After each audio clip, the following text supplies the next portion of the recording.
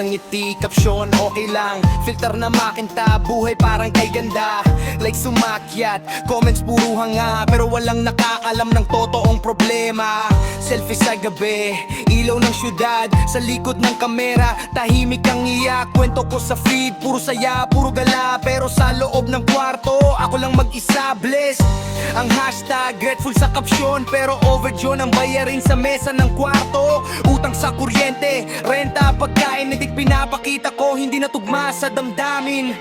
Kung totoo lang nakikita,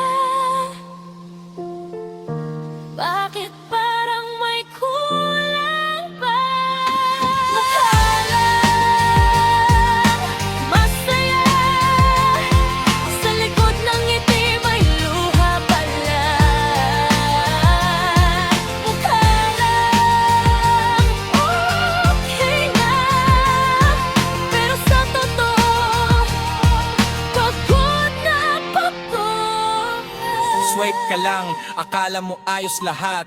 Bawat post ko parang walang kabigat, pero hindi mo ramdam ang bawat gabing puyat. Sa dami ng iniisip halos di na makatulog agad. May hiting na likes pero zero na laman. Wallet ko tahimik parang wala nang pakialam. Sa mundo na puro perfect ang pinapakita, saan ko ilalagay ang tunay kong problema? Hindi ko kasalanan kung gusto kong magpanggap sa mundong hinuhusgahan ka bago ka pa magsalita. Kaya maskara ang suot ko sa bawat larawan, para kahit papaano makasabay sa labanan. Kung makikita mo lang ang totoo, maiintindihan mo rin siguro. Mukha lang masaya, sa likod ng ngiti may luha pala.